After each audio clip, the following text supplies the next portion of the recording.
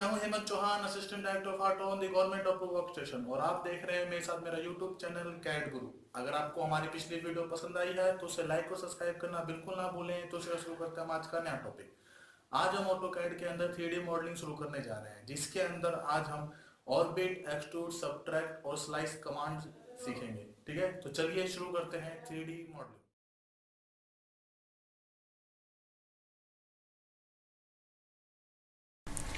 Hello दोस्तों, तो आज हम 3D ड्राइंग बनाना सीखेंगे। तो सबसे पहले 3D ड्राइंग के लिए सबसे पहले आपको ऑटोकैड के अंदर 3D मॉडलिंग वर्क स्पेस लेना पड़ेगा। वो आप वर्क स्पेस कैसे लोगे, उसके लिए आपको क्या करना है, आपको यहाँ पर एक छोटा सा सेटिंग का निशान दिख रहा होगा, इस पर आपको क्लिक करना है। जैसे आप क्लिक करोगे आपको यहाँ पे 3D मॉडलिंग दिख जाएगा, आपको ये सिलेक्ट कर लेना है। नहीं तो एक आपको ऊपर एक और वर्क स्पेस दिख रहा होगा, यहाँ पे आप 3D मॉडलिंग सेलेक्ट कर सकते हो। अभी तक जो आप 2D मॉडलिंग कर रहे थे वो आप कर रहे थे ड्राफ्टिंग एनोटेशन के अंदर, अब जो आप 3D ड्राइंग करोगे वो आप करोगे 3D मॉडलिंग के अंदर। ठीक है, तो मैंने 3D मॉडलिंग सेलेक्ट कर लिया है। तो आज जो हम बेसिकली चीज़ सीखने जा रहे हैं 3D के अंदर, वो हम सीखने जा रहे हैं कुछ कमांड। वो कमांड कौन कौन सी है, वो है कमांड आपकी ऑर्बिट, एक्सट्रूड, सब्ट्रैक्ट और स्लाइस। आज हम इन चारों कमांड की यूज कर एक 3D ऑब्जेक्ट बनाने की कोशिश करेंगे। ठीक है, और हम कौन सी 3D ड्राइंग बनाने की कोशिश करेंगे वो भी आपको दिखा देता हूँ। आज हम ये वाली 3D ड्राइंग बनाने की कोशिश करेंगे। ठीक है, अब ये आपकी 3D ड्राइंग है, और इस 3D ड्राइंग का ये आपका टॉप व्यू है, ये आपका फ्रंट व्यू है। अगर आप इस 3D ड्राइंग को ऊपर से देखोगे तो आपको इस तरह दिखेगा, और अगर इस 3D ड्राइंग को आप सामने से देखोगे, फ्रंट से देखोगे, तो आपको ये चीज़ दिखेगा। ठीक है, ये चीज़ आपकी डायमेंशन देने के लिए है। इससे आपको क्या पता चला, टॉप व्यू से आपको पता चला कि इस 3D ड्राइंग का जो इनर सरफेस का जो डाया है वो है 30, और जो आउटर सर्कल का जो डाया है वो है 50, और इस छोटे वाले सर्कल का जो डाया है वो है 15, और इस बाहर वाले सर्कल का जो डाया है वो है 30। ठीक है, और एक चीज़ आपको पता साइड व्यू से ये पता चला कि यहाँ से लेके यहाँ तक की हाइट है वो आपकी 45 है, और यहाँ से लेके यहाँ तक की जो हाइट है वो आपकी 20 है, और इनकी जो थिकनेस है ये वाली, ये आपकी 10 दे रखी है। और ऊपर से पता चला जो आपकी टॉप व्यू दे रखा है, इससे आपको ये पता चला कि इसके बीच में ये जो गैप है, ये वाली चीज़, इसकी जो थिकनेस है वो आपको दे रखा है 10, है ना।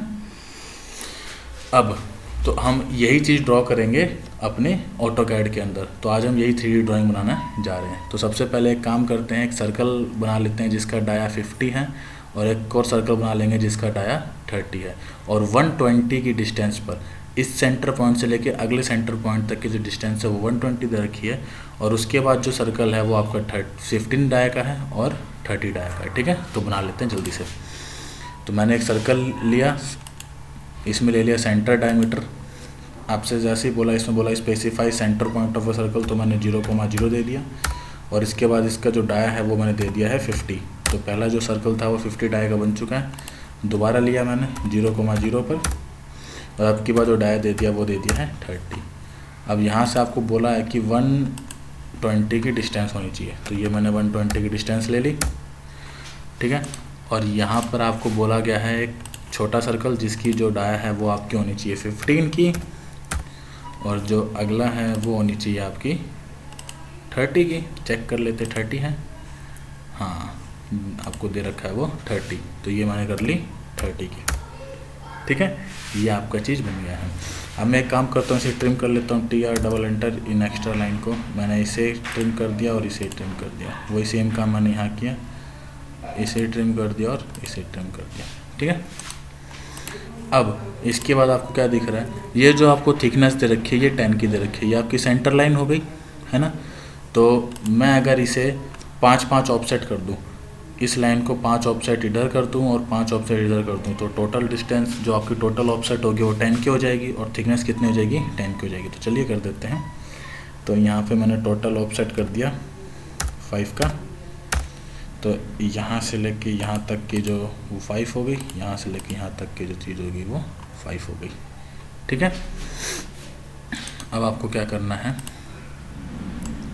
अब एक लाइन चाहिए जो इसके टेंजेंट से जाकर इसके टेंजेंट तक जाए, और एक लाइन चाहिए जो यहाँ इस टेंजेंट से चलकर इसके टेंजेंट तक जाए। ठीक है, तो वो टेंजेंट ड्रॉ कर लेते हैं। तो लाइन लिया मैंने, यहाँ से लेके इसकी टेंजेंट से लेके इसके टेंजेंट तक, फिर अगली लाइन ली मैंने इस टेंजेंट से लेके इसके टेंजेंट तक। ठीक है, मैंने आपको 2D के अंदर लेयर का कंसेप्ट बताया था, तो वो भी हम यूज करने जाएंगे।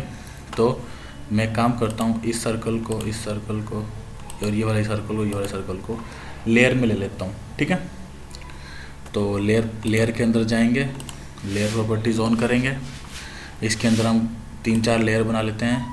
ये लेयर ले लेता हूँ सर्कल के लिए, CIRCLE। ठीक है, अगला लेयर ले लेता हूँ मैं लाइन के लिए। ठीक है, और एक और लेयर ले लेता हूँ विड्थ के लिए। ठीक है, और इन सबको कलर दे देता हूँ। जो सर्कल है उसको मैं कलर दे देता हूँ रेड, जो लाइन है उसको मैं कलर दे देता हूँ येलो, और जो विड्थ है उसको मैं कलर दे देता हूँ ग्रीन। आप कुछ भी लिख सकते हो यहाँ पर नाम, ये मैंने अपने हिसाब से लिखा है, मैं आपको बता दूंगा मैंने क्या क्या चीज़ लिया। ठीक है, ये लेके मैंने कर दिया। अब ये जो सर्कल है इसको मैं, इसकी जो मैंने लेयर बनाई है वो मैंने बना रखी है रेड की, तो इसे मैं रेड दे देता हूँ। ठीक है, अब एक काम करता हूँ, मैं सर्कल को हाइड कर देता हूँ। ये मैंने सर्कल को हाइड कर दिया यहाँ से। ठीक है, अब मुझे एक आर्क लेनी है, ये मैंने आर्क ले लिया, 3 पॉइंट आर्क।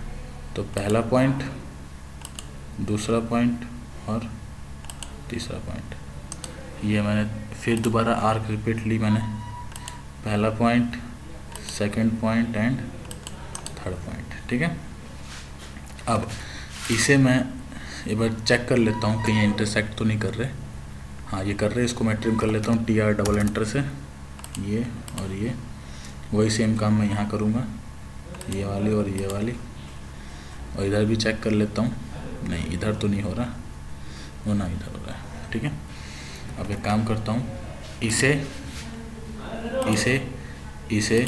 और इसे एक कलर दे देता हूँ, इसे मैं कलर दे देता हूँ येलो।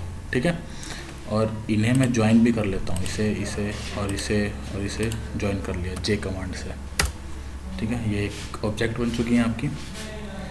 अब एक काम करता हूँ, ये जो इनके बीच में जो स्पेस बच गई इन्हें में भी मैं जोड़ लेता हूँ, यहाँ से लेके यहाँ तक मैंने इसे जोड़ लिया। उसके बाद मैंने इसे भी यहाँ से लेके यहाँ तक जोड़ लिया, और ये बीच वाली लाइन को मैंने हटा दी, और इसे भी मैं ज्वाइन कर लेता हूँ, ये वाली लाइन और ये वाली लाइन को भी मैंने ज्वाइन कर लिया। तो ये भी एक पूरा ऑब्जेक्ट बन चुका है, ये भी आपका एक पूरा ऑब्जेक्ट बन चुका है। ठीक है, अब ऑर्बिट, ये रहा आपका ऑर्बिट, इसको सिलेक्ट करके आप इसे रिवॉल्व कर सकते हो। मैंने X Y Z, और 3D का सीधा मतलब है आपकी X Y और Z तीनों कोऑर्डिनेट आपको विजिबल होना चाहिए। तो X भी दिख रहा है आपको, Y भी दिख रहा है और Z भी दिख रहा है। ठीक है, तो मैं एक काम करता हूँ, इसे मैं ग्रीन कलर दे देता हूँ। ठीक है, अब जो मैंने हाइड की थी सर्कल को उसे वापस ले आता हूँ, और इसे मैं एक्सट्रूड करूँगा। ये रहा आपका एक्सट्रूड कमांड। ठीक है, एक्सट्रूड किया मैंने,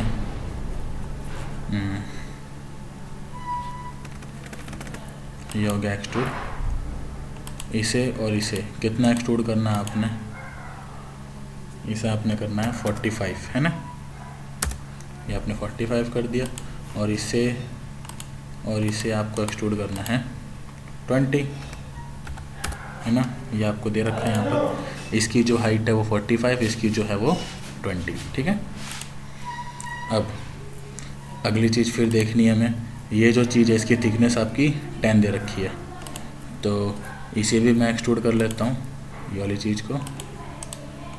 इसकी आपकी थिकनेस दे रखी है 10, ये मैंने 10 ले ली, और इसे भी एक्सट्रूड करना है, और इसकी भी हाइट, मैक्सिमम हाइट कहाँ तक जा रही है इसकी जा रही है यहाँ तक, मतलब इसको भी मैं एक बार 45 ले लेता हूँ। तो ये हो गया आपका 45 की। ठीक है, ये देखिए फ्रंट में ये चीज़ दिख रही है आपकी, ये वाली चीज़ ये फ्रंट के अंदर, तो ये आपकी फ्रंट व्यू बन रही है। ठीक है, सही बन रहा है अभी। अब क्या करना है आपने, अब हम मुझे देखना है कि क्या जो मैं चीज़ बना रहा हूँ वो सही चल रही है या नहीं चल रही है। ठीक है, ये आपका 2D वाई फ्रेम है, यहाँ से आप इसको शेडेड के अंदर कर लें। जैसे आपने शेडेड में कहा, ये देखो ये चीज़ आपकी तो होलो है नहीं, ये तो आपकी पूरी सॉलिड बन रही है। उसके लिए क्या करेंगे आप, उसके लिए आप सबट्रैक्ट कमांड यूज करेंगे, SUB सबट्रैक्ट, एंटर। हमेशा सब्ट्रैक्ट बड़े वाले ऑब्जेक्ट्स में से छोटा वाला ऑब्जेक्ट होता है। तो पहले सिलेक्ट करें आप बड़े वाला ऑब्जेक्ट, उसके बाद आप सिलेक्ट करें छोटे वाला ऑब्जेक्ट। ठीक है, एक बार मैं क्या करता हूँ, इस चीज़ को सिंप्लीफाई करने के इसमें ले लेता हूँ। सब्ट्रैक्ट क्या माना, ये आपका सब्ट्रैक्ट कमांड भी है। आपने इसे सिलेक्ट किया, फिर आपने कर दिया एंटर, फिर इसे सिलेक्ट किया। ठीक है, अब आप देखें शेडेड करके, ये देखिए फॉलो हो चुकी है। वही सेम चीज़ आपको यहाँ करनी है। एक बार आप इसे दोबारा 2D वाई फ्रेम के अंदर ले जाएं, इससे चीज़ सिंपल हो जाती है क्योंकि आपको सारी चीज़ विजिबल होने लग जाती है।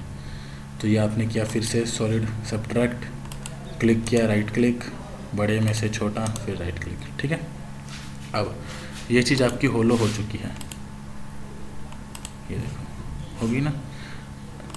अब आपको क्या दिख रहा है कि चीज़ तो बन के तैयार हो गई, बस एक चीज़ की कमी है। और वो कमी क्या है कि ये जो चीज़ है मेरी इस तरह आनी चाहिए, पर मेरी आ रही है स्ट्रेट। अब ये जो चीज़ होगी, ये जो चीज़ जो कटेगी, ये कटेगी आपकी स्लाइस कमांड की से। ठीक है, तो आपको क्या करना है, आपने सबसे पहले फ्रंट व्यू लेनी है। मैंने फ्रंट व्यू लिया, यहाँ से आपको व्यू सिलेक्ट करना है, ये आपने व्यू सिलेक्ट कर लिया। ठीक है, अब एक काम करते हैं, इसे भी मैं 2D वाई फ्रेम में ले सकता हूँ। और आप क्या करोगे, एक लाइन सिलेक्ट कर लो जो यहाँ से लेके यहाँ तक ड्रॉ हो, क्योंकि मुझे यही लाइन चाहिए। अब आप लिखो स्लाइस SL, ठीक है, और एंटर कर दो। सिलेक्ट ऑब्जेक्ट टू स्लाइस, मुझे इसको स्लाइस करना है। Specify starting point of slice, तो ये मेरा स्टार्टिंग पॉइंट, ये मेरा एंडिंग पॉइंट। और कौन से साइड को आपको रखना है, तो मुझे ये वाली साइड रखनी है। ये चीज़ हट गई। अब मैं इसे शो करता हूँ, क्या ये चीज़ वैसी की वैसी बन चुकी है। ये मेरा शेडेड, चेक करो आप, जो ये 3D ऑब्जेक्ट है वही सेम टू सेम आपकी ये रही 3D ऑब्जेक्ट। ठीक है, तो आज के लिए सिर्फ इतना ही। अगर आपको ऑटोकैड से संबंधित जानकारी और लेनी है तो हमारे चैनल को लाइक और सब्सक्राइब करना बिल्कुल ना भूलें। ठीक है।